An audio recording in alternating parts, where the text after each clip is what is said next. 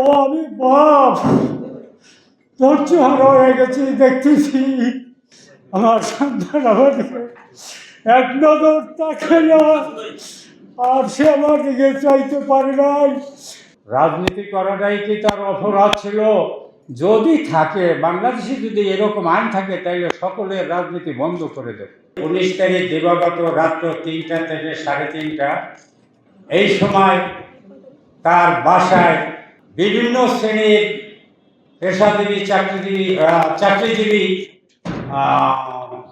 সেনা সদস্য না, র্যাব, বিডিআর, আর্মি, এরা ওই তার বাসায় গিয়া তাকে অমানসিকভাবে তাকে অ্যারেস্ট করে এবং তার বাসার থেকে 7-8টা মোবাইল নিয়ে নিছে।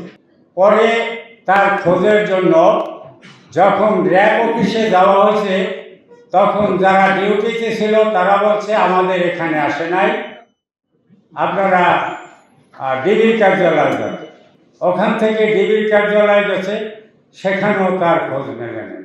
হাতের জেল থানায় সেখানে গেছে, সেখানে গিয়েও তার হদিশ মেলে নাই। আমরা 21 তারিখ রাত্রে তাকে ডিবির কার্যালয় থেকে কোর্টে গেছে।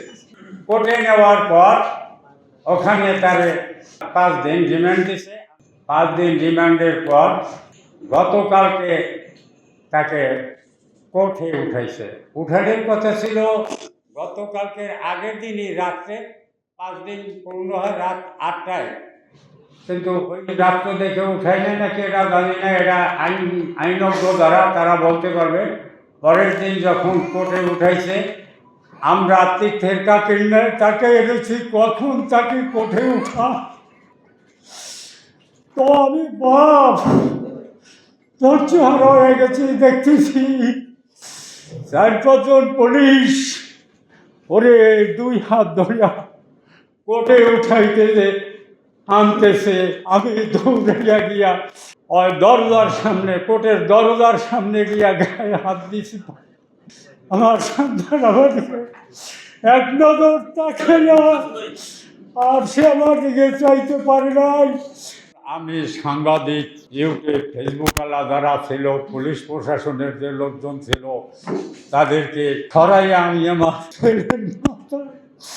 গায়ে হাত দিয়া, তার এই গায়ে গেন দিয়ে হাত দিয়া দেখি তার হাতটা কালা হয়ে গেছে।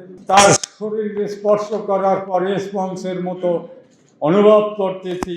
তার আমি পিঠে এই জায়গায় গেঞ্জিটা টানি, আমি নিজেই, পুলিশ আমাকে তখন কিছু বলে নাই, আমি ফাঁক করে দেখছি তার সর্বশরীর কেন, কি অপরাধ? রাজনীতি করাটাই কি তার অপরাধ ছিল? যদি থাকে, বাংলাদেশে যদি এরকম আইন থাকে তাহলে সকলের রাজনীতি বন্ধ করে দেবে, আপত্তি নাই। রাজনীতি করলে ভালো মন্দ 2-1 কথা বলতেই পারে, বলে, এটা সমস্ত দলই বলে, এটা তো অপরাধ না, এটা তো রাজনৈতিক চর্চা। সেক্ষেত্রে এইভাবে অন্যায়ভাবে জুলুম করিয়া তাকে মারধর করা, তাকে নির্যাতন করা, এবং তাকে কোর্টে বলা হয়েছে, কোর্টে যখন তাকে দেখা হচ্ছে তখন জজ সাহেব বলছে যে আমি তাকে দেখব। তারে যখন আবার পুনরায় রিমান্ড চেয়েছে, সে তার কাছে, জজ সাহেব তার কাছে কথাবার্তা বলছে, বলার পরে সে তাকে আর রিমান্ড দেয়।